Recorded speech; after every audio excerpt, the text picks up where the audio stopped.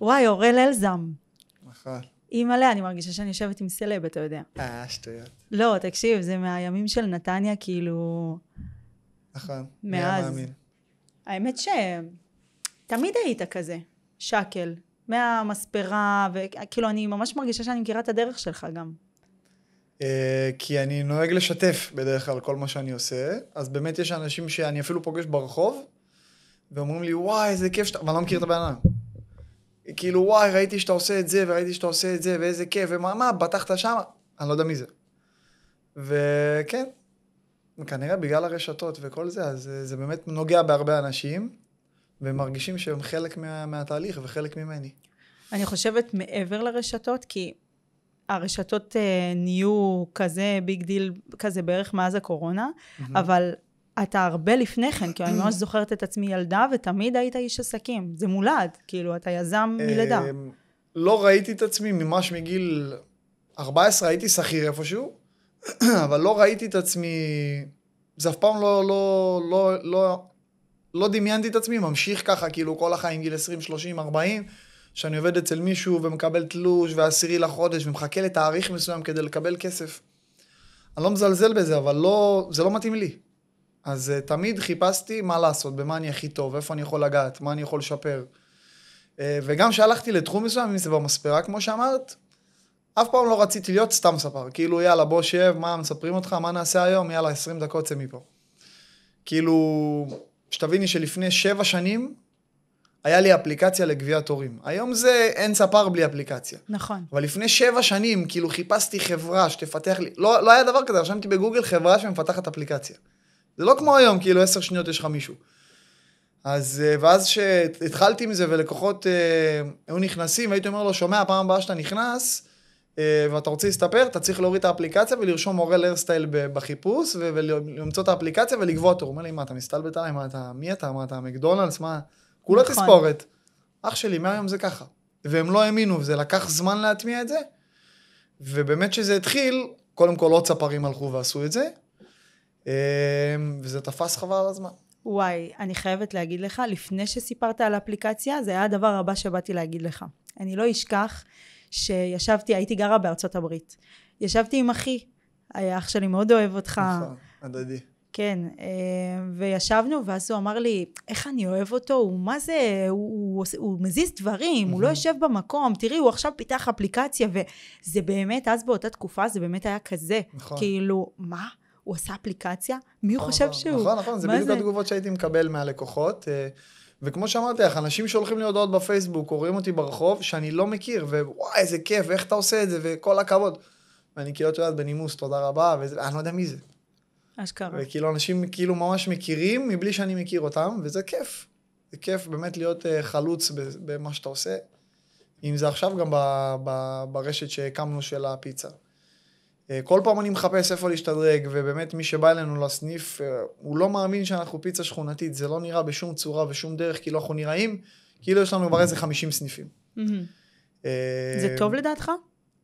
כן, כי אנשים אוהבים חדשנות, אנשים אוהבים שיש גימיקים חדשים, שאתה בא והכל במסכים, והכל עם תמונות שקופצות, והכל באמת יפה. זה אין מה לעשות, בסוף זה נוגע.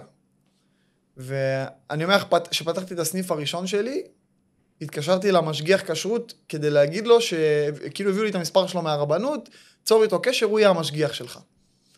והתקשרתי אליו ואמרתי לו, תשמע, מדבר אורל ככה וככה, אני פתחתי סניף של פיצריה, אני צריך שתבוא אליי, קיבלתי את המספר שלך מהרב הראשי. אין בעיה, מחר אני מגיע. הגיע אליי ב10 בבוקר, הוא אומר לי, רגע, מה, אתם רשת? ולא היינו רשת, היה לי סניף אחד. אמרתי לו, לא, הוא אומר לי, מה זה? זה נראה רשת. אמרתי לו, לא. מאיזה בחינה? אמרתי לו, זה יהיה. מבחינת כל הנראות. פיצריה רגילה שכונתית שתבוא אליה, יש בחור על הדלפק, שאת אומרת לו, אני רוצה בבקשה מגש זיתים, והוא רושם על דף, ומעביר את זה לבון למטבח, על דף, וככה זה עובד כמו כל פיצריה. אצלנו אין את זה. אין לנו את הבענם הזה על הדלפק. ממש כמו שמקודם הזכרתי את מקדונלדס, אז באמת את בא. יש מסך שממנו את לוקחת הזמנות. המסך גם, הוא לא רק הזמנות וזהו, גם את משלמת במסך. שזה לא דבר של מה בכך, במיוחד בפיצריות שכונתיות במרכאות. אז זה מתחיל בזה במסך, שהמסך הוא צבעוני ויפה ונגיש ועושה אפסיילים וקופץ לך כינוכים וקופץ לך רטבים, אז זה כבר. מולך תמיד יש מסכי פרסום שקופצות, כמו כל הרשתות בקניון שאת הולכת והכל כזה מסכי פרסום, אז גם אצלנו יש את זה, למרות שזה עוד פעם פיצה שכונתית. אז שבן אדם בא ואומר, והילדים שלו אומרים לו, אבא בא לי פיצה, ואז הוא יודע שהוא הולך להגיע לאיזה מקום, הוא יראה איזה בחור ילד שעומד על הדלפק, ויגיד לו אני רוצה ככה וככה, ואז פתאום הוא בא ורואה את כל המסכים האלה, ואת כל הפרסום, הוא אומר, מה זה, לאן הגעתי, כאילו, וגם המחיר הוא נגיש, את מבינה, כאילו, אם אתה בא, נכנס לפיצה שכונתית, ואתה יודע שאתה תוציא 25-30 שקל, אתה לא מצפה במרכאות לקבל את מה שאתה מקבל אצלנו. אז שאתה נכנס לאחד הסניפים, לא משנה איזה, וגם אתה רואה את כל הנראות המטורפת הזאת, וגם בסופו של דבר אתה משלם 25-30 שקל למגש, זה מה שלא נתפס. למה 25-30? למה לא או 25 או 30?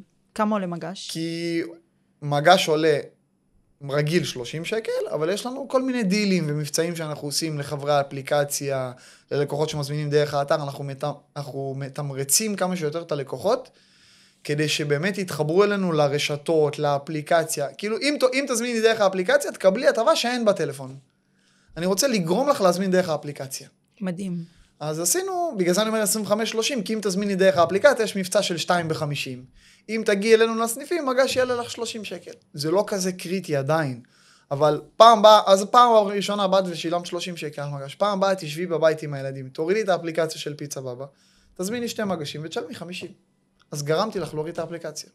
ואם באה אליך איזה סבתא של פעם, של נתניה, כאילו אמיתית, והיא לא מסתדרת עם כל המסכים. זה קורה לנו כל יום, זה קורה לנו כל יום על בסיס יומי, וכל העובדים קיבלו הנחיה מפורשת.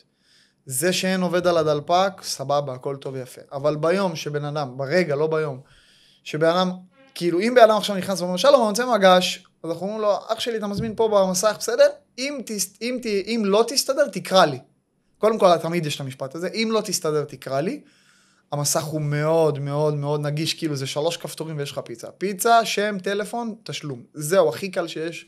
לא העמסתי, לא הכבדתי. כל הדברים המיותרים, כל החלונות קופצים האלה, הורדתי כמה שיותר באמת בשביל לעשות חיים קלים ללקוחות שלנו, אבל עדיין, נכון, יש את הבעיה שטיפה קשה לו בעברית, למרות שבמסך יש את כל השפות. יש את הבחורה המבוגרת, שפחות מבינה בכל האפליקציות וכאלה, העובדים קיבלו הוראה חד משמעית, ברגע שבאדם אמר את המילה, אני צריך עזרה, אנחנו עוזבים הכל ויוצאים שנייה לעזור לו. זה בדיוק 10 שניות, כי זה 2 כפתורים. אז כמה פעמים זה קורה ביום? 3 פעמים, 4 פעמים? אז נצא לעזור להם. אבל אני דווקא, כאילו, אני בכוונה ככה רוצה לתת לך פה איזה טריגר.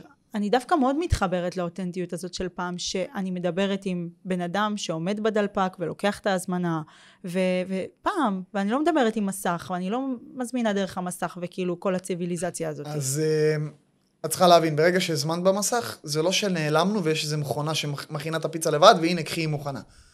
את ממש רואה את כל התהליך, אנחנו עובדים ממש במטבח פתוח, מה שנקרא. גם ברגע שהזמנת, הכנסת את ההזמנה, תמיד יש עובד שנקרא עובד קדימה ועובד אחורה. עובד אחורה במטבח, הוא לא מעניין, לא רואים אותו, הוא מכין פיצות. העובד קדימה, זה התפקיד שלו, זה להיות בקשר עין כל הזמן עם הלקוחות, תנור, פיצה יצא, והוא מביא לבן אדם שהזמין את הפיצה.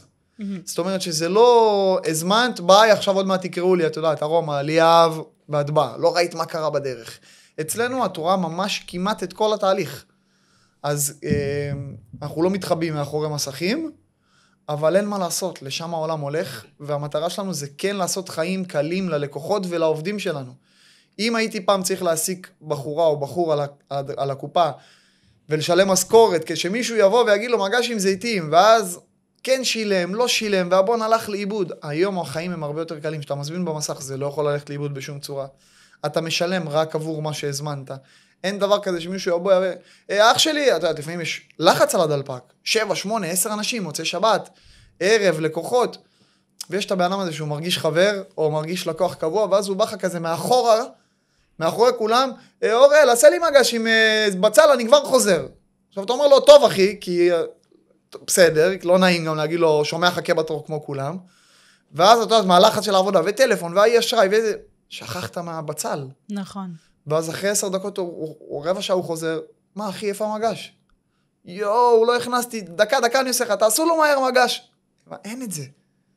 תזמין במסך, זה יגיע למסך שלנו, תשלם, יצא לנו בון, תקבל את הפיצה. אז אנחנו לא מתחבאים מאחורי המסכים, אנחנו רוצים לעשות את זה כדי שיהיה קל לכולם, גם ללקוחות, גם לעובדים, וככה כולם ייהנו.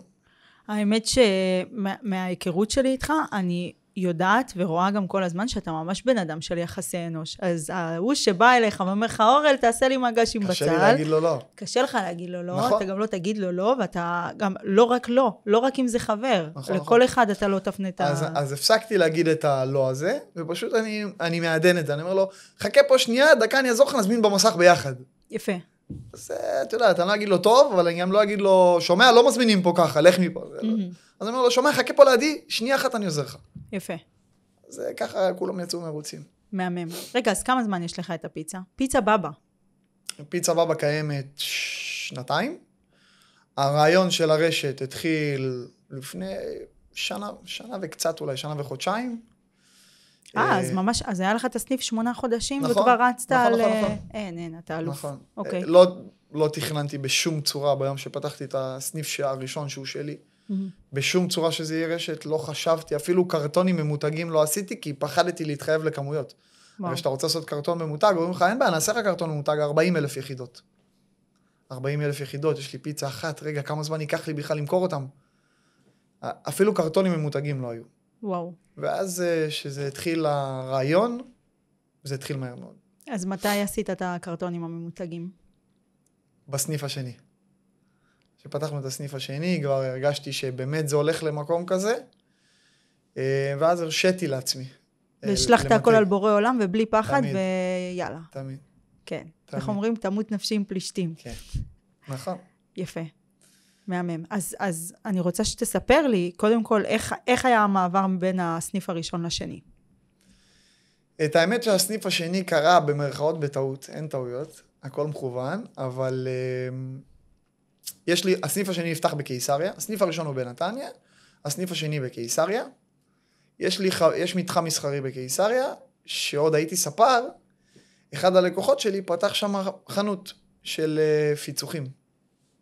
ובאחת התספורות, הרי לא עזבתי את המספרה ישר שפתחתי את הפיצה. הפיצה הייתה קיימת בחופף למספרה. אז כאילו הייתי מספר עד איזה שעה 4-5 בצהריים, בשעה 4-5 בצהריים הולך איזה 2-3 לפיצה, וסיימתי את היום.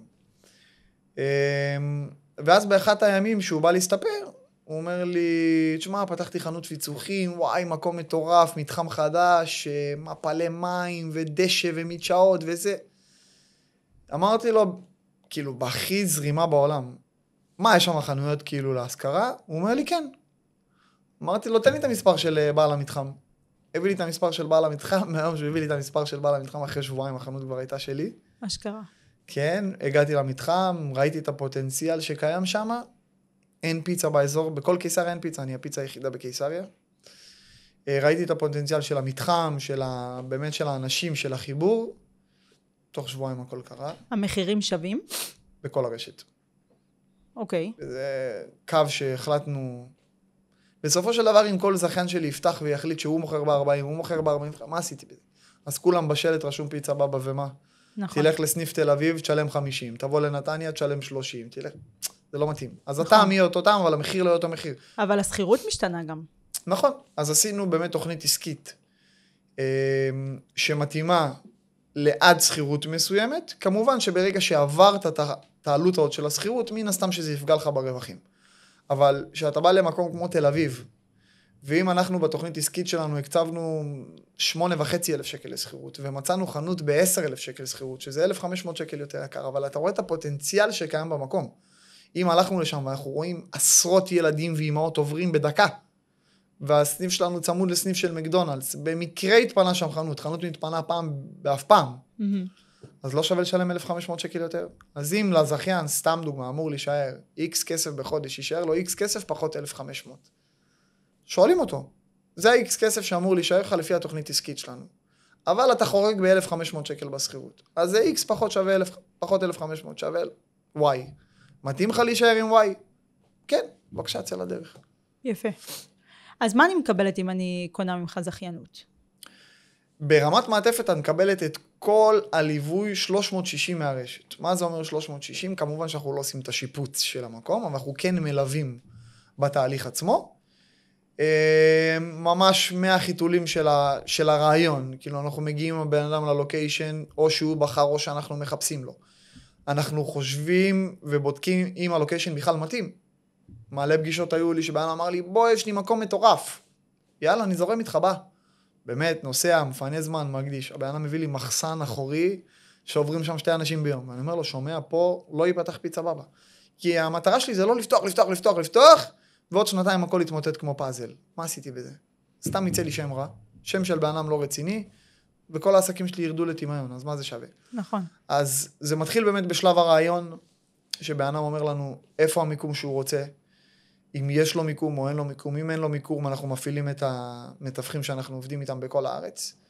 אחרי שמצאנו מקום, אנחנו באים לראות את המקום, אנחנו מחליטים אם הלוקיישן מתאים, אם הוא מתאים ואנחנו חושבים שבאמת יש פה פוטנציאל לעבוד, מתחילים לצאת לדרך, מלווים אותו בכל נושא החוזה, שכירויות, הכל. הוא מקבל תוכנית עסקית מפורטת, כמה הוא צריך למכור מגשים ביום כדי להרוויח איקס, כמה עולה סחורה, כמה עולה עובדים, הכל. ברמת השיפוץ, יש לנו את האנשים שלנו שגם עושים את השיפוץ, הוא לא חייב לקחת אותם, זה אופציה שאנחנו נותנים. יפה. ברמת המוצרי חשמל, ממש מקבל רשימה מפורטת ממי קונים כל דבר, כמו שילד עולה לכיתה א', הוא מקבל רשימה, קלמר, מחה, כיפרון, אותו דבר אנחנו מביאים רשימה, מאיפה קונים תנורים, מאיפה קונים מקררים, מאיפה פותחת הכל, שולחנות, הכל, מאלף עד תף, הוא מקבל מאיתנו דף אנשי קשר, שהוא בעצם יוצר קשר עם כל האנשים האלה, זה אנשים שעובדים עם הרשת, ברגע שאמרת להם, שלום, אורל שלח אותי, אני מרשת פיצה בבא, אוטומטית יש את המחירים של הרשת, יפה. ואוטומטית הם יודעים גם איך להתנהג איתך, הם יודעים מה אנחנו צריכים. הפרודוקטים, גבינה, קמח, לא יודעת מה עוד משתמשים בפיצה. אז בשלב החומרי גלם זה נקרא. את כל החומרי גלם הם מקבלים מאיתנו, זה הפלוס שלנו על המתחרים שלנו. בדרך כלל שבאדם פותח פיצריה עובד עם לפחות 4-5 ספקים, לפחות במקרה הטוב. אצלנו, בשביל לעשות חיים קלים לזכיין שלנו, אנחנו עובדים עם משאית אחת. הוא מקבל מאיתנו אפליקציה לטלפון, שסתם הוא מקבל סחורה ביום שני ורביעי, אז יום לפני הוא נכנס לאפליקציה, בראשון ושלישי. נכנס לאפליקציה, מכניס את כל המוצרים שהוא צריך להזמין בעצם. יום אחרי יורדת לו משאית משטח עם כל הסחורה מאלף עד תף. אם זה מחומרי ניקיון, חד פעמי, בצקים, גבינה, קרטונים, הכל מאיתנו. יש לנו מרלוג ענק, שהוא של הרשת. מרלוג? מרלוג, זה מחסן אוקיי. לוגיסטי, שמשם בעצם יוצא כל מרלוג, נכון. זה מילה של צה"ל. זה מילה של הצבא. סבבה, אוקיי, נו. אז משם בעצם יוצאת כל הסחורה לזכיינים שלנו, ואנחנו יודעים לתת מעטפת של 360. אמרתי לך, בדרך כלל נהוג לעבוד עם מישהו אחד בגבינה, עם מישהו אחד בבצק, עם מישהו אחד בקרטונים, כי אין מפעל שמייצר גם בצק וגם קרטון. אין מפעל שמייצר גם גבינה וגם חד פעמי. זה לא מתאים. בדרך כלל יש מישהו שמייצר גבינה, יש מישהו שמייצר בצק, יש מישהו שהוא חד פעמי, יש מישהו שהוא חומרי ניקיון, ויש מישהו שהוא קרטונים. אז אוטומטית אתה כבר עובד עם 5 ספקים, ופה מתחיל הסחרחורת. אנחנו לא רוצים לתת לבן אדם שלנו להיכנס לסחרחורת שהוא לא ידע לצאת ממנה. כי ברגע שאתה עובד עם 5 ספקים, ההוא מביא סחורה רק ביום ראשון, וההוא מביא סחורה רק ביום שלישי, וההוא מביא ברביעי, אבל ברביעי גם מגיעה גבינה. ואז נתת צ'ק להוא, נתת 2 צ'קים ביום רביעי, שבוע הבא כל הצ'קים צריכים לרדת, אתה אומר, רגע, מה צריך לרדת? לא עשיתי הפקדה, פה אתה מקבל צ'ק אחד. יפה. ירד הסחורה ביום ראשון, הבאת צ'ק אחד על כל הסחורה הזאת. לא צריך ללכת לאיבוד. כן. אז ולהיות פתוח בצ'קים ולא להבין מי נגד מי. נכון, נכון. איזה סוג של אנשים אתה מחפש שיצטרפו כזכיינים? כל מי שיש לו טיפה תשוקה לאוכל. מרוב שהעבודה אצלנו קלה, שאנחנו יודעים לתת ממש מעטפת מלאה לכולם, אנחנו עובדים באמת עם החומרים הכי טובים שקיימים בשוק, עם החומרי גלם הכי איכותיים, וגם המוצרי חשמל שלנו הם ממש עובדים בשבילנו. אם זה התנור, אם זה הפותחת בצק, אז לא צריך איזושהי הכשרה מסוימת, אבל כן צריך טיפה זיקה לאוכל, וזהו, באמת לא צריך יותר מדי. אחד הסניפים שפתחנו לא מזמן בנתניה, בא אלינו בן אדם שהיה לו 30 שנה חנות בגדים. וואו. אין לו שום קשר לענף האוכל, הוא נטו התחבר לרעיון ולקונספט. שתבין, הבן אדם עשה אצלנו התלמדות, כל הזכיינים שבעצם נכנסים לעבוד ברשת, מקבלים התלמדות מהרשת, באחד הסניפים המרכזיים, ללא הגבלה של זמן, 3, 4, 5, שבוע, לא משנה כמה זמן, עד שאתה מרגיש ספץ, ואז אתה בעצם יוצא לסניף שלך. שתבין, הבן אדם הזה שהיה לו חנות בגדים, אין לו שום קשר לאוכל בשום צורה, תוך 3 ימים סיים את ההתלמדות, ביום הרביעי הוא אמר לי, אוראל, אין לי מה לעשות פה, כבר הבנתי הכל. אמרתי לו, אח שלי, אתה פה 3 ימים. הוא אומר לי, שומע הכל כאילו הכי קל בעולם, אין לי מה לדעת יותר, זהו. והוא פתח סניף, והבן אדם עובד, ברוך השם, יפה מאוד. ברוך השם. רגע, אז איפה הסניף שלו? בעיר, בנתניה. מהמם. וואו, אז אני הולכת למצוא, אז כמה סניפים יש? היום אותו 7. בעזרת השם. כן. וזה בפחות משנתיים. כן, שנה וקצת. שנה וחודשיים. נכון. וואו. רגע, אז בוא נחזור לפתיחת העסק שלך, לפתיחת הפיצה הראשונה. למה היה המחיר כל כך זול? את האמת שזה לא היה אמור להיות המחיר. תכננתי לפתוח לפחות ב10 שקל יותר יקר. אבל ממש תוך כדי חתמנו על החוזה הראשון, והתחלנו שיפוצים. החוזה נחתם ב1 לאוקטובר. יומיים אחרי כבר נכנסנו לשבור את כל המקום, ב7 באוקטובר התחילה מלחמה. וזה עצר לנו ממש את כל הרעיון, והמשק היה בצורה דרסטית על הפנים, וכאילו מי עכשיו הראש לו, המדינה עברה פה את הטלטלה מטורפת. מי בראש לו עכשיו לצאת ולקנות אוכל, ואמרנו מה עושים? כאילו כבר אנחנו בפנים, אנחנו כבר בתוך הבלגן, מה שנקרא. מה נעשה? יאללה, בוא נשבור את העולם. התחלנו ב20 שקל. זה לא היה 25. אמרנו, בוא נעשה משהו באמת, טיפה להרים, וטיפה לגרום לאנשים טיפה לצאת מהבית, ולהזמין דרך הטלפון, מה נעשה? אין מה לעשות, כאילו, זה רק לשבור את המחיר. אז מכרנו מגש משפחתי ב20 שקל. וואו. במשך כמעט שנה. 8 חודשים, משהו כזה. ואז הייתה עלייה קטנה עוד ל-25. נכון שהמלחמה היא עד היום נמשכת, אבל את יודעת, צריך טיפה להרים הילוך. וזהו. והרמת אותו ממש בטיפה. זה כאילו, זה נשמע כאילו זה יותר מזה, אבל זה לא. נכון. אז תספר לי איך נראה היום-יום של זכיין ברשת שלך. כמו שאמרתי, העבודה היא באמת קלה. אם זה השעה שאתה קם בבוקר, ואם זה השעה שאתה סוגר בערב, אנחנו לא עכשיו קמים ב5, 6, 7 בבוקר. זכיין שלנו פותח את הסניף, רק אמור להגיע לסניף בשעה 10 בבוקר. זה, אתה יודע, זה חיים של עורך דין, מה שנקרא. אז השעות הן באמת נוחות. בגלל שהשיטת עבודה נוחה, הכל נוח. אין לך יותר מדי התעסקות עם כסף, עם לקוחות, עם תנור, פיצה נשרפה, שבאמת זה דברים שיכולים לגרום לך להתייאש מהעסק. שכל פעם אתה מכניס לתנור פיצה והיא נשרפת, או שכל פעם אתה מתבלבל בבון, או שהלקוח אומר שהחזרת לו עודף לא נכון. זה דברים שמייאשים אותך. אז עברנו ממש נקודה, והחלטנו וחשבנו איך אנחנו עושים את הדבר, אם זה לקוחות כמו שאמרתי לך מקודם, איך אנחנו מצמצמים את ההתעסקות עם לקוחות. תנור, איך אנחנו מצמצמים את ההתעסקות עם תנור. אז אנחנו עובדים עם תנור מסועה. את יודעת מה זה תנור מסועה? תנור מסועה זה תנור שבעצם רץ לבד. הכנסת את הפיצה מצד ימין, היא יצאה מצד שמאל. וואו. מוכנה. אין התעסקות. מה, יש לו מסוע כזה? זה מסועה בגלל שזה כאילו נוסע. יש ממש רשת שמסתובבת, הפיצה נכנסת מצד ימין, יצאה מצד שמאל מוכנה, אתה לא נוגע בה בדרך. ככה כל הפיצות גם יוצאות זהות. אף בן אדם לא יכול להגיד, למה קיבלתי אחת צרופה? אין דבר כזה. כי אם יש 2 תנורים או 3 תנורים, הם מכוונים על אותו מעלה בדיוק, על אותו זמן בדיוק. זאת אומרת, אם הכנסת פיצה אחת בקומה הראשונה, פיצה אחת בקומה השנייה, הם יצאו באותה שנייה, באותו מידת עשייה. אז זה לגבי התנורים. אם זה לגבי שיטת העבודה שלנו, של המסכים, מה שאמרתי לך, אתה לא מתעסק בבונים, הבון לא יכול ללכת לאיבוד, כן ללכת לאיבוד. בגלל שהכל במסכים, הכל דיגיטלי. אז באמת החיים של הזכיינים ביום-יום, כמו ששאלת, הם הכי קלים שאנחנו הצלחנו להשיג להם. זהו. וואו. כן. וואו. אפשר לדבר קצת כסף? תמיד. אז קודם כל, אם אפשר לדעת, להיכנס גם לעלות, וגם לרווחיות, מה שקורה עכשיו בפועל בשטח בכל הסניפים. אז לגבי העלות פתיחה של סניף, זה די רחב. למה? כי כל סניף שהגענו אליו עד היום, היה נראה אחרת שהגענו. סניף אחד ממש היינו צריכים לשבור אותו. ממש לשבור, להרים את הריצוף, לשבור קירות. הוא היה ממש גמור. אז מן הסתם, שסניף כזה יעלה קצת יותר מסניף שבאנו.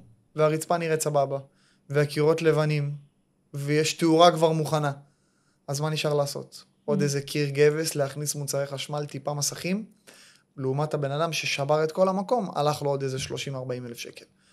אז עלות ההקמה, גם שאני נפגש עם זכיינים, יש פה מנעד די רחב, והמנעד הזה משתנה רק בגלל השיפוץ. מוצרי חשמל תמיד יעלו אותו דבר, מסכים תמיד יעלו אותו דבר, המשתנה פה זה השיפוץ. אז זה יכול להתחיל מ-120 אלף שקל, ויכול גם לעבור את ה-200 אלף שקל. כמו שאמרתי, הדבר היחיד שמשפיע על עלות ההקמה זה השיפוץ של העסק, אבל זה המספרים. המספרים נעים בין 120 ל-200, 200 וקצת. שבעולם האוכל זה כלום. חד משמעית, כן. אז מה אתה בעצם מבטיח ללקוחות שלך? את המוצר הכי איכותי, במחיר הכי זול, חד משמעית. בגלל מי שעומד מאחורינו, וכל המפעל, וכל הכוח קנייה שלנו בעצם, אנחנו לא קונים מאיזה ספק את הגבינה, קונים מאיזה ספק את הבצק, ואין לנו יותר מדי התמקחויות איתו. אנחנו מייצרים את הבצק. אנחנו מייבאים את הגבינה. אנחנו מייבאים את הרוטב. בגלל זה, קל לי שהזכיינים שלי ימכרו לצרכן הסופי במחיר זול, כי הם קונים בזול, כי אני קונה בזול. אין מה לעשות, זה שרשרת המזון. אם אני קונה בזול, אני יכול למכור בזול. הזכיין שלי יכול למכור בזול. בגלל זה גם ששאלתי מקודם, למה המחיר הזה? כי יש לי כוח קנייה שאין להרבה אנשים פשוט. אין מה לעשות. בסוף זה מתגלגל לצרכן הסופי. כן. אתה יודע, דיברנו על מקדונלדס, ואתה ידעת שמקדונלדס מייצרת לעצמם את התפוחי אדמה? אני מתאר לעצמי, לא ידעתי את זה. כן. אבל שאתה בסדר גודל כזה, אתה כבר כמעט מייצר לעצמך. אתה לא צריך שאף אחד ימכור לך שום דבר. נכון. אין למה. נכון. לגמרי. אז אוקיי. יש לי כמה שאלות. יש לי מלא שאלות, האמת. בוא נדבר רגע על שיווק ופרסום. עכשיו בא מישהו, זכיין רציני, הוא השקיע כבר, אתה יודע, הכסף הוא עבר, הסניף ממש בשלבי פתיחה. מה עם אנשים? אין אנשים. אז יש תוכנית שיווק שאנחנו עושים לכל סניף שנפתח. היא שונה בהתאם למיקום של הסניף. אם זה סניף שנמצא ליד הרבה בניינים, אז השיטה היא שונה. אם זה סניף שנמצא על הכביש ואין הרבה בניינים, השיטה היא שונה, מן הסתם שזה ילך יותר לרשתות חברתיות וכאלה. בסניף שיש לידו הרבה בניינים, הדגש יהיה קצת פחות על רשתות חברתיות ויותר להגיע ללקוח עד הדלת. זה נורא משתנה, אבל יש מעטפת שאנחנו נותנים גם בנושא הזה.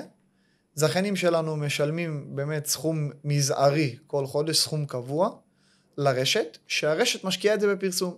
גם בקטע הזה עשינו חיים קלים לזכיינים שלנו. יכולתי להגיד לבן אדם, פתח, תהיה בריא, צא לדרך, אני אביא לך גבינה, אני אביא לך רוטב, אני אביא לך בצק, מפה זה אתה. אבל גם את הקטע של הפרסום לקחתי לו, במקום שיקח חברת פרסום, ויביא שחקנים, ויביא גרפיקאים, ויביא... צלמים. לא חסר. והוא יצא באלפי שקלים. עשרות אלפי שקלים. נכון. כל יום צילום הכי פשוט זה 6-7 אלף שקל. אז אמרתי לו, אל תעשה את זה. תן לרשת, ממש, כמה שקלים בחודש, הרשת תעשה את זה בשבילך. אז יש לנו את החברת ניהול קמפיינים שאנחנו עובדים איתם. אנחנו עושים יום צילום אחת לחודש, כל פעם בסניף אחר. כדי שבאמת הזכיין לא יצטרך להתעסק בפרסום. כמובן שאם הוא רוצה לעשות משהו מקומי, אנחנו יותר שמים את הדגש על רשתות חברתיות, עיתון, רדיו, דברים כאלה, אבל באדם בא לו, הוא נמצא באיזו שדרה מטורפת של בניינים, ובא לו לעשות איזו פעימה קטנה של פליירים ומגנטים. כל מה שתעשה לעצמך, בלי קשר למה שאתה משלם לרשת, שהרשת מחזירה את זה, זה מבורך. אז נכון שהוא כן יכול לעשות משהו נקודתי לרשת שלו, אבל מבחינת כל הקטע של סושיאל ופייסבוק ואינסטגרם ואתר אינטרנט, הוא לא צריך לעשות שום דבר. וואו. הרשת עושה הכל. וואו. כן. וואו, מדהים.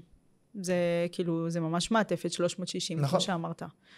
במיוחד גם בעולם הפרסום והשיווק, וזה שכאילו בעל עסק, הוא נכנס לעסק חדש, בא לו שכבר הכל יהיה מוכן, נכון. ואתה מאפשר את זה. אז מה לדעתך הופך את פיצה בבא, מסתם עוד פיצריה, לפיצה בבא? קודם כל אנחנו, לפי דעתי, או היחידים או בין היחידים ברשתות, שלא לוקחים דמי זיכיון. לא יודע אם שמעת פעם את המושג הזה, אבל כשאתה בא לרשת, הרשת דורשת כסף עבור השם שלה. הרי תחשבי שאני נותן לבענם התלמדויות, אני נותן לבענם מעטפת 360, אני נותן לו את המתכון שלי. המתכון שלי זה עסק בעצם. נכון. אם כל אחד לא יודע את המתכון שלי, אז לא הייתי מיוחד בכלום. אני נותן לו את כל הליווי של הפתיחה, הוא לא משלם לי שקל. אנחנו לא לוקחים דמי זיכיון. עשינו מבצע שנקרא זיכיון ללא עלות. עד הסניף העשירי. היום אנחנו אותו 7 בעזרת השם, זאת אומרת שנשאר 3 מקומות.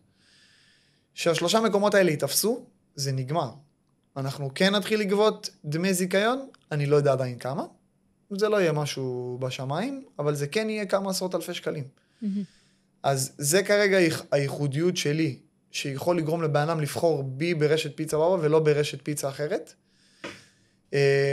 כמובן שיש עוד הרבה יתרונות, כמו שאמרתי לך, המעטפת שלו 360 וכאלה, אבל בסופו של דבר כסף מדבר. ואם בענם ילך לרשת אחרת והיא לו, אני רוצה 100,000 שקל, רק על זה שאתה משתמש בשם שלי בשלט, בלי קשר לעלות פתיחה.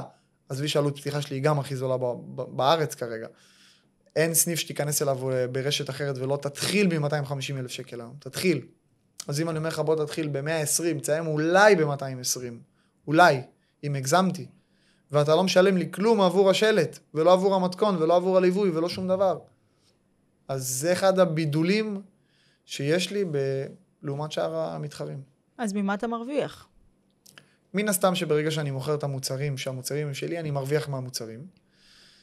אבל זה שקלים. זה באמת שקלים? שזה שקלים. המטרה שלנו זה לגדול הכי מהר שיש. לא סתם עשינו את המבצע, אני יכול לקחת גם זיכיון היום. שיש לי 7 סניפים, אני מחר נפגש עם מישהו ואני אומר לו, תשמע, אתה רוצה להיות 8? אין בעיה, 70,000 שקל. וזה כלום. והוא ישלם. אבל אני רוצה לגרום, לא סתם אנחנו הרשת שצומחת הכי מהר בארץ היום. אין רשת שפתחה 7 סניפים בשנה. זה לא קיים. בגלל המבצע הזה, בגלל מה שאני נותן, זה נותן לאנשים, באדם אומר, בוא נניח, אני נהנה ממבצע שהוא עשה, כי הוא רוצה לגדול מהר. אז מה אכפת לי? אני לא משקיע פה כלום. הרי, אם באדם רוצה לפתוח פיצה, הוא יפתח פיצה איתי או בלעדיי. איתי או בלעדיי יעלה לו 150, 170, 180. מה אכפת לו לבוא אליי? אני נותן לו אפליקציה. היום פיתוח של אפליקציה עולה באזור 40,000 שקל. אני נותן לו אתר אינטרנט. אני נותן לו כוכבית. יש כוכבית לכל הרשתות. כמה עולה כוכבית? רק קנינו את המספר הזה באלפי שקלים. אני נותן לו מתכון, שאת המתכון הוא לא יכול להשיג לבד, אז הוא יקנה איזה רוטב מפה וגבינה מפה, ומי אמר שיהיה טעים? נכון. ויהיה לו סחרחורות של ספקים, ולא יהיה לו מסך עמדה בחוץ להזמנות לבד. אז הוא יהיה עוד פיצה שכונתית, והוא ישקיע את אותו סכום. אז אני אומר לו, בוא תשקיע את אותו סכום שהתכוונת בכל מקרה להשקיע. אבל כך תהיה פיצה בבא, בחינם. זה מה שגורם לאנשים לבחור בפיצה בבא. מטורף. אתה יכול לספר לי על ההכנסות בשני הסניפים שלך? ברור. כמובן שזה משתנה, אף אחד פה הוא לא נביא. עכשיו, חופש גדול. חופש גדול. יוני, יולי, אוגוסט. זה נורא תלוי, חופש גדול זה דווקא דוגמה לא טובה, כי זה נורא תלוי איפה הסניף ממוקם. לרוב, במעמד של סוציו-אקונומי גבוה, איפה שסניפים ממוקמים במעמד סוציו-אקונומי גבוה, יש טיפה ירידה בעבודה. למה? כי זה יותר אנשים שמרשים לעצמם בחופש הגדול, לטוס. לא להיות בארץ, בדיוק. אז מן הסתם שבחודש הזה זה נהוג לחשוב, ילדים בבית. לא. יולי, אוגוסט, הפוך. בשגרה יש עלייה. ספטמבר, אוקטובר, לקראת החורף. באמת, כולנו בשגרה, ילדים חוזרים אחרי בית ספר, אמא מזמינה מגש לאחרי צהריים. נכון. יש ימי הולדת. יולי, אוגוסט, אף אחד לא יכול יום הולדת, כי את מי תזמין? אין לך חברים מהכיתה, אתה בחופש. נכון. את מבינה? ואנחנו, בגלל שהמחיר שלנו הוא נגיש, אז 99% מימי הולדת מגיעים אלינו. כאילו אין לנו יום בלי 4, 5, 6 ימי הולדת, כל יום הולדת זה 8, 10 מגשים. אז תחשבי שביולי, אוגוסט אין את זה. אם בשגרה שלנו אנחנו פותחים את הבוקר עם 50-60 מגש שכבר מכורים מראש לימי הולדת. פארק החורש, שלולית החורף, והיא עושה בטרמפולינות, והיא בבית, חדר דיירים, 1,001 מקומות שאפשר לחגוג בהם כל יום. ביולי, אוגוסט אין את זה, כי אף ילד לא יחגוג ואין לו ילדים מהכיתה, את מי הוא יזמין. אבל זה לרוב איפה שהמעמד סוציו-אקונומי גבוה, יש ירידה. איפה שהמעמד סוציו-אקונומי נמוך, אז נוסעים לאילת סופש. חוזרים, לא הרגשת. למרות שאילת היום יותר יקרה מחוץ. תכלס. אבל אתה נוסע ליומיים 3. טבריה כזה. נכון, את מבינה. אז יש ירידה, אבל היא מינורית. אבל שבאדם טס ליוון שבוע, או תאילנד חודש עם הילדים, ואתה נמצא בשכונה שבאמת הרבה מרשים לעצמם לעשות את זה, להיעלם לשבועיים 3. בסופו של דבר זה אנשים שהיו מזמינים ממני פעמיים בשבוע קבוע, והוא לא פה, והמשפחה היא לא פה, והמשפחה היא לא פה. בסוף זה מביא לירידה. אבל זה מזערי, ובסופו של דבר לא מסתכלים על עסק לחודש, חודשיים, אנחנו מסתכלים שנה, שנתיים אחורה. אז בוא נדבר ממוצע. סניף ממוצע בשביל להיות באיבן, מה שנקרא, חייב למכור בין 60 ל-70 מגשים ביום, בשביל להחזיר עלויות. עכשיו, זה נורא משתנה, יש בזה הרבה משתנים, כמו שאמרתי לך, מיקום, עוברי אורח, אם אתה נמצא במרכז מסחרי, אתה לא נמצא במרכז מסחרי. אז באמת יש הרבה משתנים, מבחינת מחזורים, באמת זה משתנה, אני לא יכול להגיד לך אפילו מספר, כי זה יכול להתחיל מ-100,000 ולהיגמר ב-300. יש לנו סניפים שעושים 300,000, יש סניפים שנמצאים במיקום קצת פחות טובים במרכאות, שעושים 120, 130. אנחנו מדברים חודשית. חודשית, ברור, חד משמעית. אוקיי. מבחינת אחוזי רווח הם גבוהים. בגלל שהזכיינים שלנו קונים סחורה בזול, אז הפודקוסט שלהם נע באזור 30-35%, זה משאיר לך 65% רווח. שזה מטורף בתחום האוכל. וואו. זה מטורף. כן. הזכיינים מרוויחים כסף, ולא צריכים למכור הרבה בשביל להרוויח. וואו. מעניין. האמת שאני רגילה, כאילו בארצות הברית מסתכלים שנתית. נכון. על כל עסק. אז זה היה בראש שלי, כאילו לחשוב איתך כמה שנתית בערך לדעתך, כדי שאנשים יבינו. את צריכה להבין, יש לנו זכיינים שבאים ואומרים, אני רוצה להיות איש עסקים, אני רוצה לפתוח סניף, לשים פה עובד בבוקר, 2 עובדים בערב, ולא להיות פה ולבוא על הפאדי בראשון לחודש לקחת משכורת. זה אפשרי, אבל מן הסתם שאתה לא עובד, אתה מביא את הכסף לעובדים, אתה תרוויח פחות. יש לנו זכיינים שבאים ואומרים, אני רוצה לעבוד כל יום מהבוקר עד הערב, להחזיק איתי איזה עובד אחד בשעות הערב, איזה תלמיד כזה, 15-16, שלא משלם יותר מדי משכורות, ולקחת הכל לעצמי. אז מן הסתם שהוא ירוויח יותר כסף, מאשר שבאדם שבא להיות איש עסקים, ושם רק עובדים שינהלו לו את הכסף. בגלל זה אמרתי לך, יש הרבה משתנים באחוזי הרווח. זה נורא תלוי אם אתה בא להיות בעלים שעובד, אם אתה בא להיות בעלים שלא עובד, אז בסופו של דבר זה תלוי בזכיין. האחוזי רווח הם אותו אחוזי רווח. זה לא משנה אם אתה עובד או לא עובד. פשוט בסוף הרווח שלך ילך למשכורות עובדים, ולא אליך. אז זאת בחירה שלך. איך בכלל, אני קצת חוזרת להתחלה, אבל פתאום קפצה לי השאלה, איך בכלל מספר הגעת לפיצריה? ואגב, המספרה כבר לא קיימת או? המיקום קיים, אורל לא קיים שם יותר. אוקיי. איך הכל התחיל, וואו. גם את זה מכרת? גם את זה מכרתי. אשכרה, אין, אתה בן אדם. אלוף. אני הספר היחיד שמכר מספרה, זה לא קיים. תקשיב. זה לא קיים. אין לי מילים. אתה גם מוכר, יש לך פיצה, ואתה גם מוכר רשת. נכון. זכיינות. תכלס, כן. איך הכל התחיל, וואו, לפני 7-8 שנים, הכל התחיל במספרה, זה איכשהו תמיד מסתכם במספרה. אחד הלקוחות בא להסתפר, והוא אומר שליד הבית שלו מתפנה חנות, שמוכרת אוכל, כאילו אוכל רחוב כזה, שניצל, המבורגר, אבל המיקום הוא טוב, ואין פיצריה באזור. אותו לקוח, הוא היה עובד בפיצריה הרבה שנים.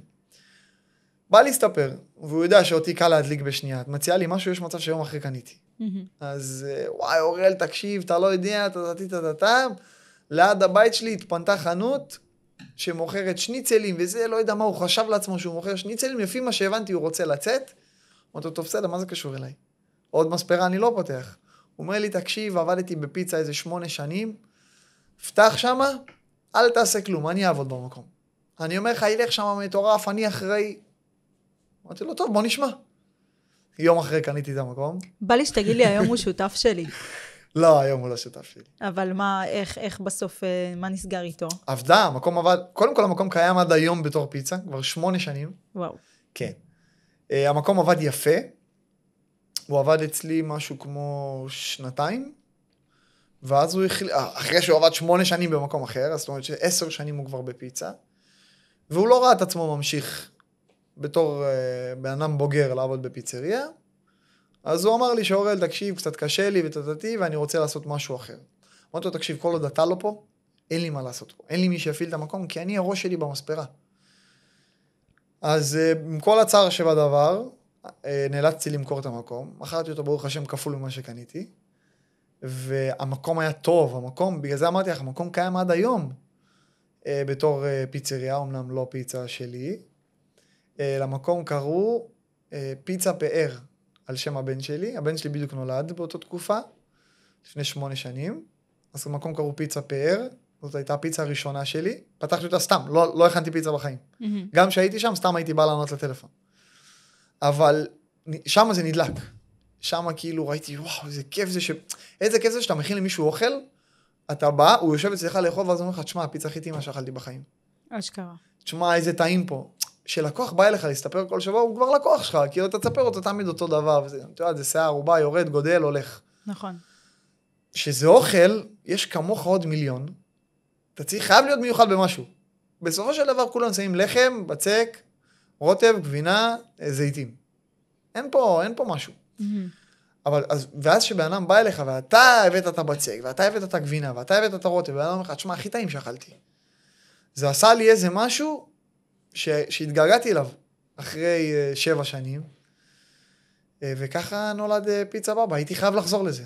וואו. הייתי פשוט חייב לחזור לזה. וואו, מדהים. כן. מהמם. אז שאלות סיום. קודם כל, איפה אתה רואה את פיצה בבא בעוד 5 שנים היום? וואו. זה יומרני. כי אין לי באמצע. תחיה בסרט, אורל, אנחנו רוצים אותך חי בסרט. אין לי אמצע. זה כאילו אנחנו רוצים אותך ככה חי בסרט. 5 שנים, זה להיות הרשת הכי גדולה בארץ. להמשיך במה שאנחנו עושים. וזהו. מהמם. ומה היית רוצה שהצופים שלנו ייקחו מהפודקאסט הזה? שאם יש משהו שטיפה מדגדג לך, תעשה. מה יכול להיות? כמובן, לא צריך להשתגע עכשיו ולשים את כל הביצים על סל אחד, שאם חס וחלילה קרה משהו, התרסקת. אבל תמיד, אם יש משהו שבו אין בן אדם שתשאלי אותו, אתה יודעת מה, לא נכון להגיד אין בן, אבל 90% מהאנשים שתשאלי אותם, אם בא להם לעשות משהו אחר חוץ ממה שהם עושים, הם יגידו לך כן. לכל בן אדם יש חלום, גם אם הוא עובד באיזושהי משרד, תמיד היה לי חלום לפתוח פוטראק. תשאלי איזה מישהי של ציפורניים, שאת עובדת יפה ומטורפת ומקבלת 20 בנות ביום. מה בא לך לעשות? יש משהו שעוד בא לך לעשות? היא תגיד, כן, וואי, תמיד חלמתי להיות גננת.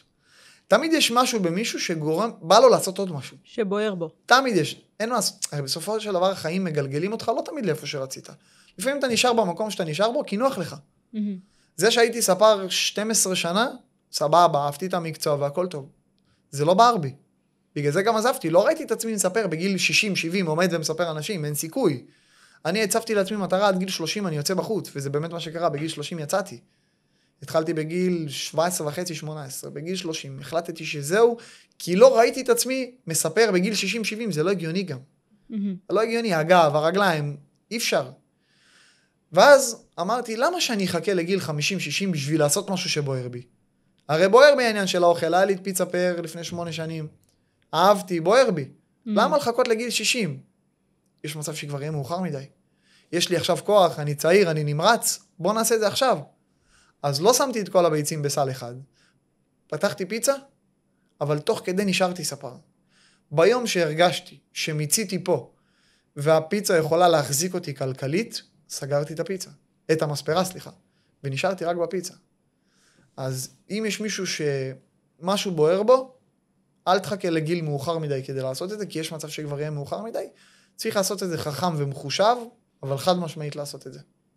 לגמרי. אתה יודע, הזכרת לי עכשיו, יש את הספר אבא עשיר אבא עני, ורוברט קיוסקי הוא כתב אותו, והוא רושם שם, תשתדלו לפתוח, לסגור עסקים, לעשות את כל הטעויות העסקיות שלכם לפני גיל 30. למה? אחרי גיל 30 מתחילים הפחדים. אז את רואה, הבאתי לך את המספר מבלי שקראתי את קיוסקי. בדיוק. אז, וזה לא רק זה, כאילו אני גם ממשילה את זה סתם לדוגמה. למה אנחנו מתגייסים בגיל 18? היום תיתן למישהו להחזיק נשק, היום עם כל הפחדים, עם כל המלחמות, כל מה שעברנו, כנראה שהביצים שלו ירדו. כאילו, כן, לא פחד, רוצה. כאילו, זה... פחד. בגיל 18 אין לנו את הפחד הזה. אנחנו יוצאים, אתה קוראים לא את העולם. חושב יותר מדי קדימה. בול. פה ועכשיו.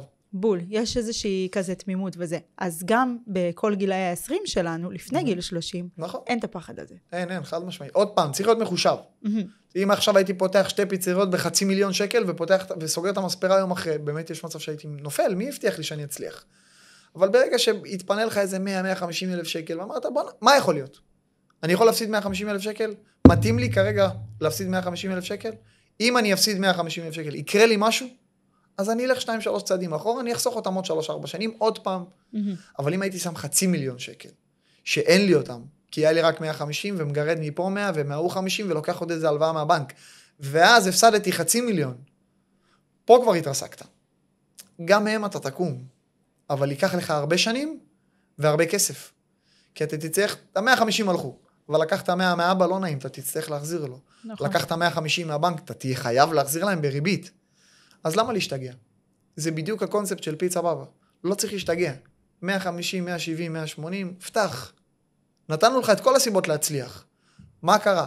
הפסדת 170. קרה משהו? אם תגיד לי, אורל, אם אני מפסיד 170, אין לי מה לאכול. גם אם אני אחשוב שהמקום שלך יעבוד בוודאות, אני לא אתן לך לפתוח. כי מי אני שאני אקח סיכון על חיים של בן-אדם?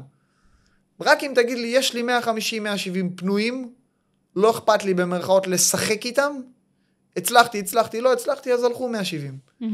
אז אין לי בעיה לעשות איתך עסקים. יפה. כי אתה גם באמת פועל מתוך אמונה. ואתה אומר, מה, הבית שלו יתפרק? ברור. וקראו לנו מקרים, שזכיינים אמרו לנו, תשמע, אורל, חודש טיפה לחוץ.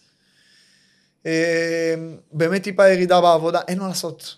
ה-up and down הם כואבים, כי שאתה עושה מחזור של 150,000 שקל בחודש, ויש לך ירידה של 30%, שזה בסדר באוכל, מה זה בסדר? זה כואב, אבל זה הגיוני מאוד בתחום האוכל.